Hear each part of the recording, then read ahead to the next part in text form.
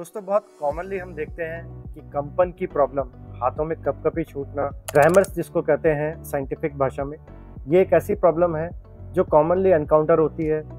बहुत से पेशेंट बहुत परेशान हो जाते हैं इस प्रॉब्लम को लेके कि हमारा जो डेली एक्टिविटी है, डेली रूटीन है, वो भी ख़राब होने लग रहा है। तो आज का ये वीडियो इसी के बारे में है, कंपन या ट्रेमर किस किस वजह से हो सकते हैं और क्या ट्रीटमेंट उनके लिए बेहतर रहेगा। नमस्कार दोस्तों, मैं हूं डॉक्टर अरुण तुनगारिया। स्वागत है आपका न्यूरोमेड टॉक्स में। यहाँ हम ब्रेन, न्यूरो, स्पाइन और पेन से रिलेटेड टॉपिक्स आप तक लेके आते हैं अपनी हिंदी भाषा में एक्सपर्ट्स द्वारा। आज के इस वीडियो में इम्पॉर्टेंट कारण डिस्कस करेंगे कंपन के, कि वो क्यों हो सकते हैं और क्या उनका ट्रीटमेंट रहेगा। सबसे पहला और सबसे कॉमन, एंजाइटी या साइकोलॉजिकल इश्यूज़ की वजह से ट्रेमर्स आना।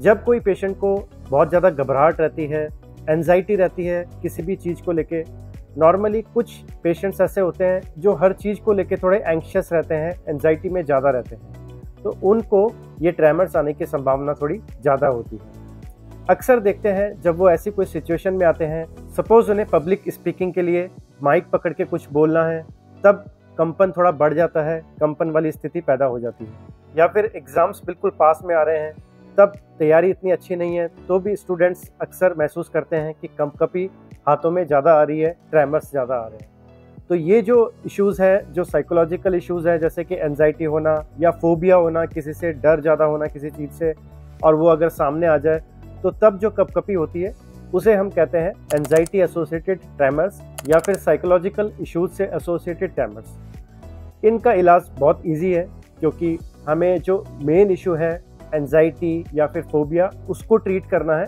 ट्रेमर्स ऑटोमेटिकली ठीक हो जाएंगे। इसके लिए कुछ मेडिसिन हैं, जैसे कि एंटी एंजाइटी मेडिसिन और या फिर बीटा ब्लॉकर्स। मेडिसिन के साथ साथ एक्सरसाइज, योगा, मेडिटेशन, इस तरह की जो चीज़ें हैं वो भी बहुत ज़्यादा हेल्पफुल होती है इस तरह के ट्रेमर्स को ठीक करने में। दूसरे नंबर पे जो सबसे इम्पॉर्टेंट कारण है ट्रेमर्स का, उसको नाम दिया गया है एसेंशियल ट्रेमर्स। एसेंशियल ट्रेमर्स ज़्यादातर हम देखते हैं कि वहाँ पे पेशेंट को कोई भी एंजाइटी नहीं है, कोई साइकोलॉजिकल इशू नहीं है, फिर भी उसे ट्रेमर्स हो रहे हैं। ये थोड़ा मिडिल और ओल्ड एज की प्रॉब्लम ज़्यादा पेशेंट में पाया जाता है एसेंशियल ट्रेमर्स, और इसमें एक हेरिडिटरी कॉज भी होता है। पेशेंट के हिस्ट्री होगी कि उसके फादर या ग्रैंड पेरेंट्स में ये वाली प्रॉब्लम एसेंशियल ट्रेमर्स की होगी। एसेंशियल ट्रेमर्स को भी अगेन कुछ मेडिसिन से और कुछ साइकोलॉजिकल जो चीज़ें होती है, जैसे कि मेडिटेशन, योगा, डीप ब्रीदिंग, इन सब चीज़ों से भी हम इस पे अच्छा कंट्रोल कर सकते हैं। जहाँ पे ओल्ड एज की बात आती है, वहाँ पे कुछ और भी कारण हैं। उन्हें रूल आउट करने के लिए हो सकता है एमआरआई की जो जांच है वो करवानी पड़े, ताकि जो कोई न्यूरोलॉजिकल कॉज है ट्रेमर्स का वो भी सामने आ जाए। इसके अलावा तीसरे नंबर पे जो सबसे कॉमन ट्रेमर्स होते हैं वो होते हैं पार्किंसंस डिजीज़ में जो ट्रेमर होते हैं। पार्किंसंस डिजीज़ जो होती है एक न्यूरोलॉजिकल प्रॉब्लम है, ज़्यादातर ओल्ड एज में होती है, और यहाँ पे पेशेंट को ट्रेमर होते हैं, जिसे टिपिकली हम कहते हैं ट्रेमर्स एट रेस्ट।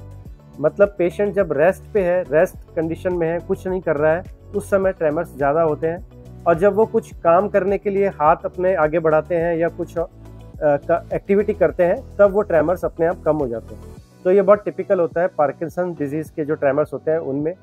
पार्किंसंस के ट्रीटमेंट के लिए डेफिनेटली मेडिकेशंस हैं, डोपामिन एगोनिस्ट जो मेडिकेशंस हैं, या और भी मेडिकेशंस हैं जो आप न्यूरोलॉजिस्ट की कंसल्ट के साथ में स्टार्ट कर सकते हैं, ताकि पार्किंसंस के जो सिम्टम्स हैं, जिसमें मेनली ट्रेमर्स, कंपन एक उसका सिम्टम है, इसके अलावा भी कुछ सिम्टम होते हैं, जैसे कि उसमें रिजिडिटी आती है, एक जकड़न से आ जाती है बॉडी में, और हाइपोकाइनेसिया, बॉडी का जो मूवमेंट है वो बड़ा स्लो हो जाता है। तो ये सब चीज़ों पे मेडिसिन से बहुत अच्छा कंट्रोल पाया जा सकता है पार्किंसंस डिजीज़ के केसेस में। इसके अलावा कुछ न्यूरोलॉजिकल प्रॉब्लम्स हैं जिनमें भी ट्रेमर्स हो सकते हैं। अगर स्ट्रोक किसी को हुआ है, स्ट्रोक का मतलब ब्रेन में ब्लड सप्लाई थोड़े टाइम के लिए बंद हुई है, वहाँ पे इन्फेक्शन जिसे कहते हैं वो प्रॉब्लम आई है, लकवा जिसे आम भाषा में कहते हैं, ऐसे पेशेंट्स को, या फिर किसी के सिर में बहुत ज़्यादा चोट लगी है, ट्रॉमेटिक ब्रेन इंजरी जिसे कहते हैं, वो हुआ है, तो उसके बाद भी क्योंकि न्यूरॉन्स में चोट पहुंची है, डैमेज हुआ है वहाँ पे,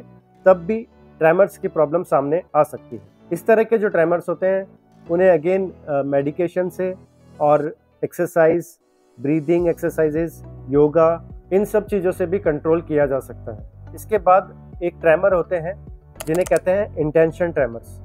इंटेंशन ट्रेमर्स बहुत ही टिपिकल होते हैं सेरेबेलर रीजन्स के, मतलब हमारे ब्रेन में जो सेरेबेलम वाला पार्ट है, अगर वहाँ कोई प्रॉब्लम है तो जिस तरह के ट्रेमर सामने आएंगे उन्हें इंटेंशन ट्रेमर का नाम दिया गया है। इंटेंशन ट्रेमर का मतलब है नॉर्मली रेस्ट पे ट्रेमर नहीं होंगे जैसा कि पार्किंसन डिजीज़ में थे, लेकिन अगर कोई काम करने जा रहे हैं, सपोज एक ग्लास आपके सामने पड़ा है और वो ग्लास को पकड़ने जा रहे हैं, हाथ को आगे कर रहे हैं, तब वो ट्रेमर्स ज़्यादा होते हैं, तब कपकपी ज़्यादा होती है। ये बहुत टिपिकल होते हैं सेरेब्रल रीजन्स के। तो अगर इंटेंशन ट्रेमर्स आ रहे हैं और साथ में कोऑर्डिनेशन की कुछ और प्रॉब्लम्स आ रही हैं तो सेरेब्रल जो प्रॉब्लम है वो हो सकती है। इसके लिए फर्दर आप इमेजिंग की तरफ जाना चाहिए, MRI या CT स्कैन, और उसके अकॉर्डिंग जो भी फाइंडिंग आई है उसके अकॉर्डिंग ट्रीटमेंट पूरा लेना चाहिए। ट्रेमर्स का एक और इम्पॉर्टेंट कारण है अल्कोहल विड्रॉल। जो लोग अल्कोहल ज़्यादा मात्रा में लंबे समय तक जिन्होंने लिया है और वो अगर बंद करते हैं, एक अच्छा स्टेप लेते हैं कि हमें अल्कोहल अपनी छोड़नी है, तो जिस समय अल्कोहल वो छोड़ते हैं उसके बाद कुछ सिम्टम्स बॉडी में आते हैं जिसे हम अल्कोहल विड्रॉवल सिम्टम्स कहते हैं, और उसी में एक इम्पॉर्टेंट सिम्टम होता है ट्रेमर्स। तो आपने नोटिस किया होगा कि जो पेशेंट अल्कोहलिक बहुत लंबे समय से है, अगर वो स्टॉप करते हैं अल्कोहल को तो ट्रेमर्स उनमें अक्सर कंपन जो है वो देखने को मिलती है। इसका भी ट्रीटमेंट कुछ मेडिकेशन से और डी एडिक्शन, खासकर कुछ मेडिकेशंस हैं ताकि अल्कोहल की जो डिपेंडेंस है उसे पूरी तरह से हटाया जाए। इसके लिए मेडिसिन्स और again psychological support, meditation, yoga, exercise, physiotherapy, occupational therapy, इन सब से हम बहुत अच्छा कंट्रोल इन पे पा सकते हैं। ट्रेमर्स या कंपन का एक और बहुत इंपॉर्टेंट जो कॉज है वो है हाइपरथायरॉयडिज्म। हाइपरथायरॉयडिज्म का मतलब है जो थायराइड हार्मोन, हमारे बॉडी में एक बहुत इंपॉर्टेंट हार्मोन है थायराइड हार्मोन, जो पूरी बॉडी का मेटाबॉलिज्म कंट्रोल करता है।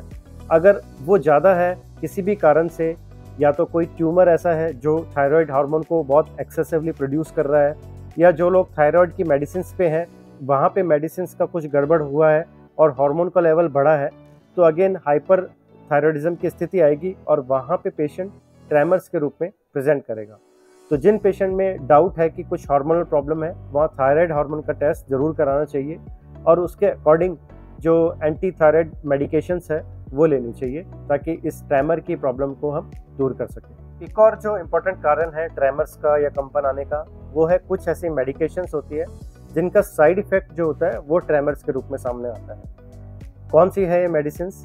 नंबर 1, कुछ एंटी अस्थमा मेडिकेशंस। अस्थमा के पेशेंट्स जो मेडिकेशन लेते हैं उनका एक साइड इफेक्ट रहता है ट्रेमर्स आने का, कंपन आने का। नंबर 2, कुछ एंटी डिप्रेसेंट मेडिकेशंस होती है, उनका साइड इफेक्ट रहता है ट्रेमर्स आने का। और नंबर 3, कुछ मेडिकेशंस होती हैं जो हम देते हैं सीजर्स वाले पेशेंट्स, एपिलेप्सी पेशेंट्स को, एंटी सीजर्स मेडिकेशन जो होती है, इनका भी साइड इफेक्ट होता है कंपन आने का या ट्रेमर्स आने का।